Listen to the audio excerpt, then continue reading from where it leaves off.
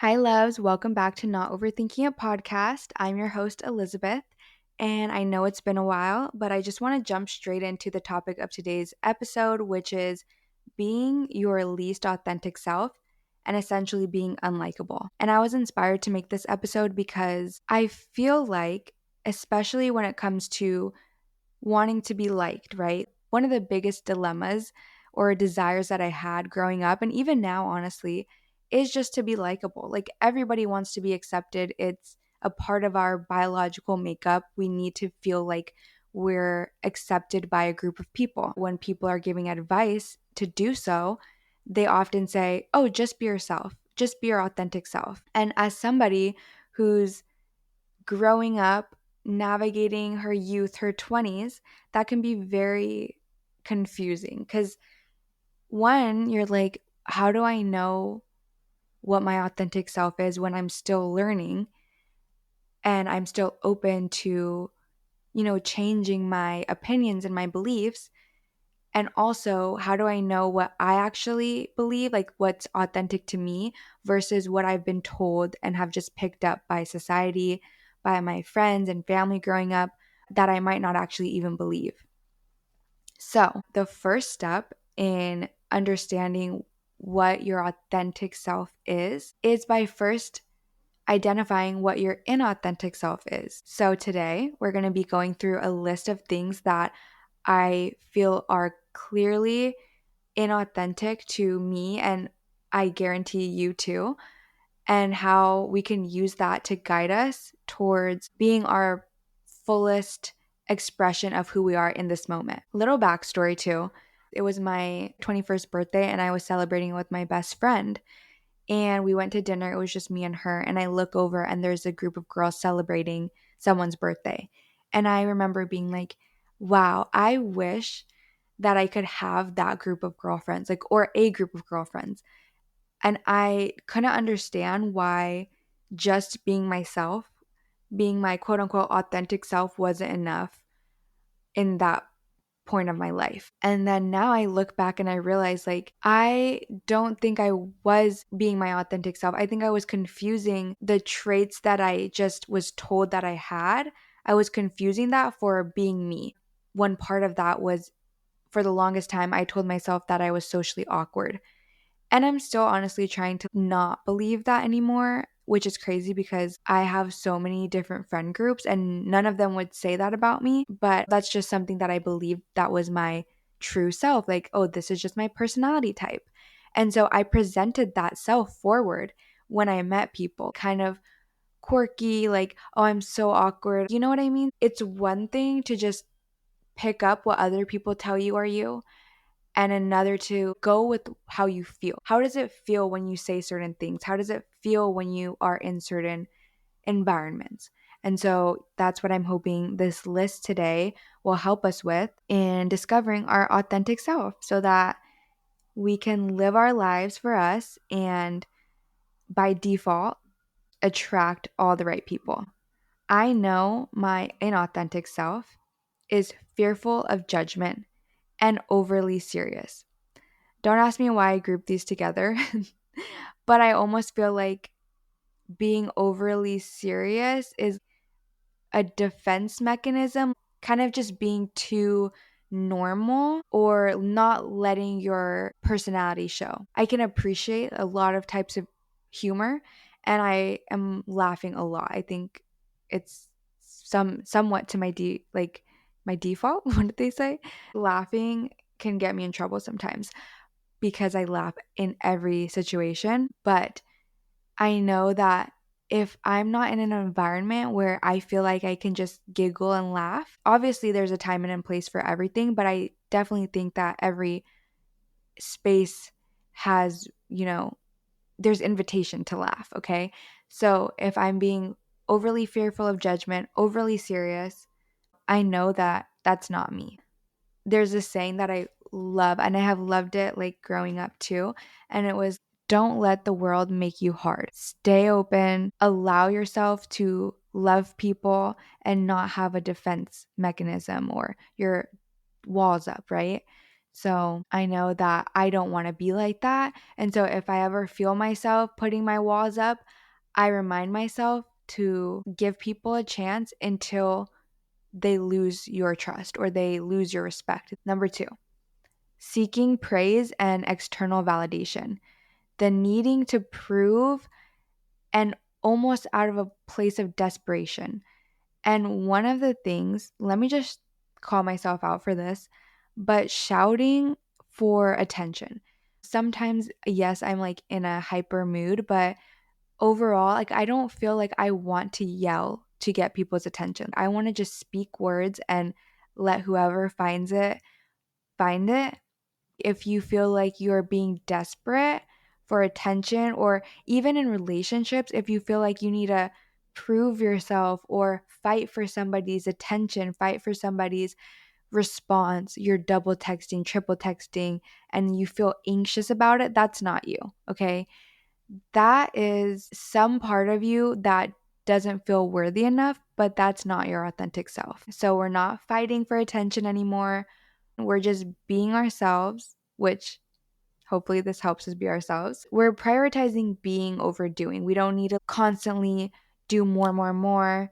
We don't need to reach burnout, which I think that I have reached burnout, or I had. And that's why I needed to just chill, because I felt like I was doing all these things, taking on all these tasks. And I was like, for what? What am I even like? I'm already proud of myself. I don't need to overcommit to things to prove to people on the internet that I'm doing things. Okay, number 3, people pleasing. While you might think that this is going to win friends for you, this is going to do the opposite in the long run. Because with people pleasing, we tend to withhold our true opinions and pretend to like something just because it's cool. Like you hop on the bandwagon. So I'm not going to pretend to like certain things just to be able to converse with people. And then withholding my true opinions, obviously there's a time and a place for having your opinions. You're not going to talk politics at work or with your clients or wherever you're at, but even on a minor scale. I used to be so easily persuaded. For example, I would be like, oh, I really like this song. And I remember my friend was like, this song is so dumb. It sounds like a Disney 2012 terrible. Like, I don't know. They were just bashing on the song that I told them I liked. And I was like, oh, maybe it's not a good song. But I wish that I had been like, okay, well, I like it. People will respect you more when you can hold your own opinion and think for yourself. All right, next step, we have being mean, judgmental, and gossiping. I'm reading this book or listening to the Audible of All About Love, and the author was saying that one, gossip is primarily pictured with women, like women among women gossiping with each other, and that's like the stereotype. But it stems from the fact that women are people pleasers naturally. We feel like we need to be kind to everybody, which yes, we do, but at the expense of our own peace, right? The author was saying that women gossip because they didn't say how they really felt in the moment. So now they get to tell their friend in their little safe space how they truly felt when they should have just told that person how they felt. Isn't that crazy? This is why men aren't known for gossiping, because men just say things how they are. Rarely, I feel like, is there passiveness. I feel like with guys, they're just like, bro, that's dumb. I don't know. They just say how they feel. That was a bad example. But I'm sure a guy somewhere has said that to a guy. Anyways, gossiping stems from people pleasing because we can't say how we feel in the moment, but we can avoid gossip if we just tell that person how we feel. And I have this example. So there was tea between me and one of my friends. She said something to me that really bothered me. In that moment, I didn't say anything. I just kind of laughed it off. I texted my friend right after and I said, OMG, I'm so mad at this person. And then I realized, no, let me just not, start talking about her, even though what she said was so disrespectful. So I let a week pass. literally listened to that book and I thought about how can I address this with her instead of gossiping about her. And I'm so proud of myself because I literally texted her and I said, "This bothered me what you said. It hurt my feelings." And her response was so welcoming to the feedback and that I didn't even feel like I could gossip about her anymore, which is good. I don't want to gossip about her, but it was a way for me to vent almost. But after that, I was like, the beef is squashed. But if I had never brought it up to her and I just held that grudge inside, I'm not perfect. I for sure would have told my friends that I was so mad at her and probably like blown up the story. And so that was my first time ever telling someone that they hurt my feelings. Crazy enough, I'm 25, but I know that that felt really, really good. And I want to add this point about being your authentic self. It is not going to feel comfortable all the time. And I think that's what some people think that it is. It's like, oh, when do you feel comfortable? When do you feel good? You could be acting authentically, but it can feel uncomfortable and a little bit negative. Like in that situation, telling her that she hurt my feelings, I wanted to cry. I felt anxious.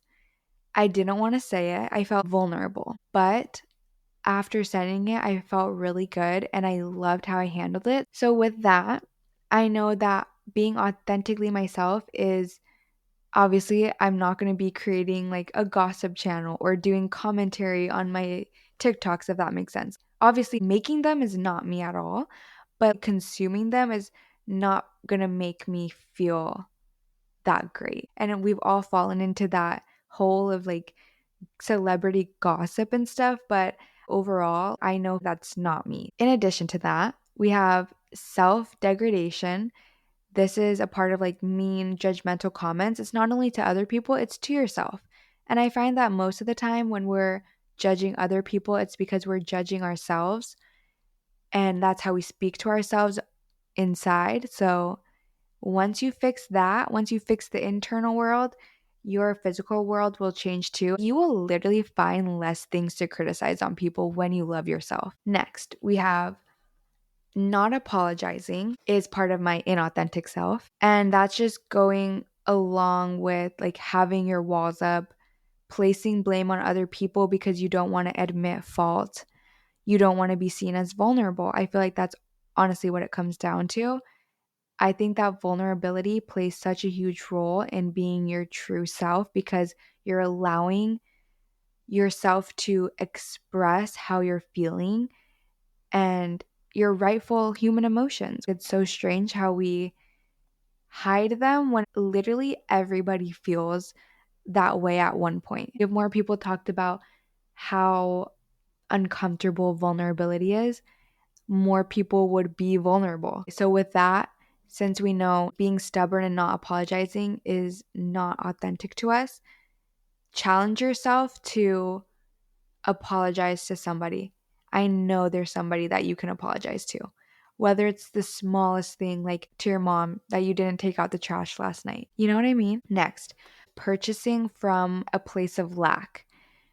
If you find that you're on like a shopping splurge and you feel like you need, take a step back, look at what it is that you're trying to put a band-aid on. Brief material objects are not going to fill the void. Especially with TikTok shop, it's so easy to just buy in one click and not even like audit almost what it is that you're buying, how often you're buying, why you're buying. I have a rule with myself that I will not buy when I am not in a good mood. If I'm feeling self-conscious about myself, I'm not going to make a purchase. I need to wait. And I really challenge you to do the same. Just even think about your most recent purchase or a purchase that you had been thinking about. I thought this robe was this $100 robe. I thought it was like the answer to like all my problems. That's an exaggeration, but really, like I thought that I would feel something after it. And I hyped it up, whatever. I got it. And I'm like, on to the next. But I need to realize purchasing something is not going to fill the void that you're looking to fill. That comes from doing the inner work, journaling, getting outside, getting into the gym, like all those things. Self-improvement, not materialism. Obviously, we want to self-express our style with clothes and stuff, but just be mindful of that. Second to last, we have believing my limiting beliefs. That's what my inauthentic self does. She believes that the industry is oversaturated. She believes that I'm stuck like this. But I know that those comments, they don't hold truth. So when it comes to finding your authentic self, you need to question literally everything that you believe about yourself that feels like it might not ring true. And lastly, staying stagnant. My inauthentic self lets herself just not learn, not read, not ask questions, and that is not it, okay? I ultimately think if I were to describe authenticity in one word, it would be okay, can I use two words? It would be growth mindset. Being open to changing your opinions, changing your habits, becoming who you want to be. You can craft yourself. If there's a voice in your head that's like, I want to be the quote unquote clean girl. I hate that I use that example, but if you get it, you get it. If that's the visual, you feel so drawn to that aesthetic, you can create that for yourself. And if it feels good in the moment, that is an expression of how you feel on the inside. It's not to say that you can't change your mind later on. That's what having a growth mindset is all about. Being open, creating your life, you're the author, leaning into your curiosities. If you feel drawn to something and you notice that you keep putting it off or like ignoring it because maybe you think that you don't have what it takes or it's not meant for you, why do you keep having that thought then? We should explore what we feel called to, because life is just an experiment. In the process of unlocking your authentic self, you're going to be performing baby experiments and learning, okay, that's not me, but that is me, right? Everything teaches you something and gets you one step closer to finding out who you really are. Let's just wrap up the little pointers of what we talked about today, what your inauthentic self looks like. 1, fearful of judgment and overly serious, aka having your walls up. 2, seeking praise and external validation. 3, people pleasing, withholding your true opinions. 4, being mean, judgmental, and gossiping. 5, not apologizing for your wrongdoings. 6, purchasing from a place of lack. 7, believing all of your beliefs, including the limiting ones, and not questioning where they came from. And 8, staying stagnant and not learning. I want to leave you with a couple questions to think about, to journal about, to help guide you to becoming your true self. 1, what parts of your life feel most genuine? And 2, where do you feel the most pressure to conform? I hope that this leads to revelations to guide you on your journey. I'd love to hear your thoughts and experiences too, so please share them with me. And if you found this episode helpful, you'll definitely enjoy my previous recordings. I'm also making more YouTube videos that I have up with the intention of guiding you to creating your dream life. And until next time, see you!